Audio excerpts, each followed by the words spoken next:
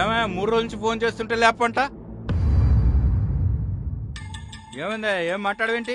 ఆయనేం మాట్లాడతాడు, ఆయనేం చెప్తాడు. ఉన్న పైసలన్నీ ఊరు పంపేయమంటే పంపిస్తాడు. ఆయన వీళ్ళొచ్చిన సంగతి నాకనే తెలుసా సార్? ఫోన్ అన్నా చేయాలి కదా వీళ్ళు. మస్తు సార్లు ఫోన్ చేసినాం. చేస్తే మాకు తెలియదా సార్ వీళ్ళ మాటలు గాని? ఎన్నిసార్లు ఫోన్ చేసినా ఫోన్ ఎత్తలేదు సార్. ఏమయ్యా నిన్నడితే మీ ఆవిడ సమాధానం చెప్తుంది, నువ్వేం చెప్పవా? ఆమెం చెప్తాదే సార్, నాకేం తెలియదు సార్.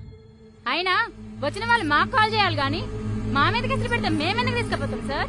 వాళ్ళు మీ మీద కేసు పెట్టారమ్మా. ఏమన్నా పెట్టుకోని సార్, మా మాట అంతే. అయినా హైదరాబాద్కి వచ్చి మేము అంతకన్నా ఎక్కువ కష్టాలు పడ్డాం. 4 రోజులు పస్తులు ఉండలేరా? మీరేంటి ఇంకా చూస్తున్నారు? రండి వెళ్దాం. రారా నానిగా.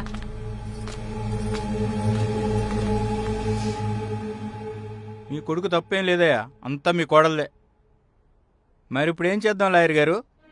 సార్, చట్టంలో ఏ తల్లిదండ్రులైనా చూడని ఏ కొడుకైనా 10 సంవత్సరాల కారాగార శిక్ష, నాన్ బెయిలబుల్ కాగ్జినబుల్ అంటారు. అలాగే ఏ కోడలైనా అత్తమామను చూడని వాళ్ళకి 3 సంవత్సరాల కారాగార శిక్ష విధించడం జరుగుతుంది. సో ఇలాంటి మరుగునపడిపోతున్నాయి. ఇలాంటి మనం ముందుకు తీసుకొస్తే వీళ్లకు కఠినమైనటువంటి శిక్షలు విధించబడతాయి. సో ఈ చట్టం ప్రకారంగా మనం వెళ్దామంటాం సార్. సరే, అలా అయితే కొన్ని రోజులు చూద్దాం. ఓకే, మీకు ఇన్ఫార్మ్ చేస్తాం మేడం.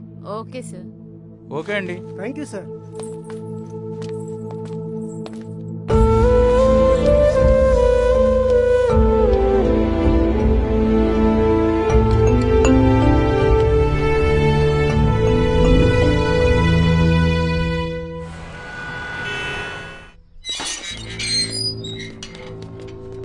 రమేష్ మౌనిక అంటే మీరేనా?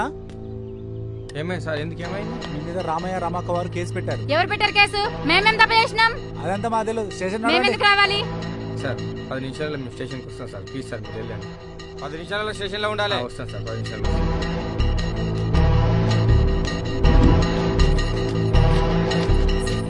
వీళ్ళ దగ్గర సంతకాలు తీసుకుని కోర్టుకు పంపించు, అప్పుడు అర్థమవుతుంది వీళ్ళకి. ఓ అమ్మ, సంతకం పెట్టు. Sir sir sir sir sir మీ కాళ్ళు మొక్కుతా సార్. మీ కాళ్ళు మొక్కుతా సార్. అలా ఆగమాగమవుతారయ్యా. వాళ్ళని జైలుకి పంపించొద్దయ్యా. ఇలా ఆగమాగమవుతారయ్యా.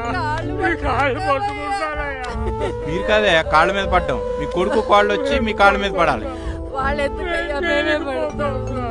చూసావా రమేష్, ఇంకా మీ అమ్మ నాన్న నీ గురించి నీ పిల్లల గురించి ఆలోచిస్తున్నారు. వద్దు తాతయ్య, మా అమ్మ నాన్న జైలుకి పంపించదు తాతయ్య, ప్లీజ్ తాతయ్య.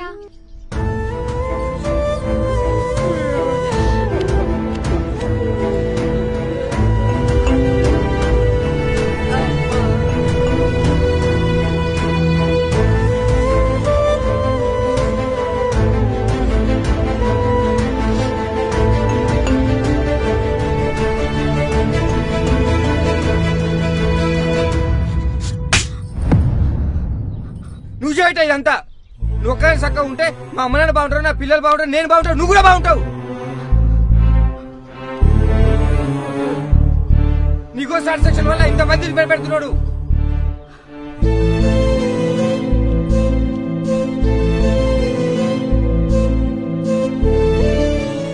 చూడమ్మా, కష్టం వచ్చిన ప్రతి ఒక్కరికి వాళ్ళ వాళ్ళ తల్లిదండ్రులే గుర్తుకొస్తారు. నీకు నీ తండ్రి ఎలా గుర్తొస్తాడో నాకు నా తండ్రి గుర్తుకొస్తాడు. అలానే వేరే వేరే వాళ్ళకి వాళ్ళ వాళ్ళ తల్లిదండ్రులే గుర్తుకొస్తారు.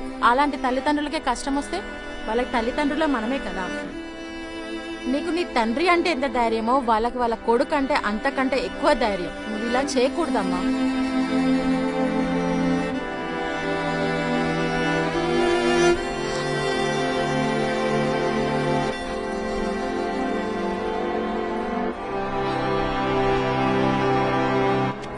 పెట్టండి.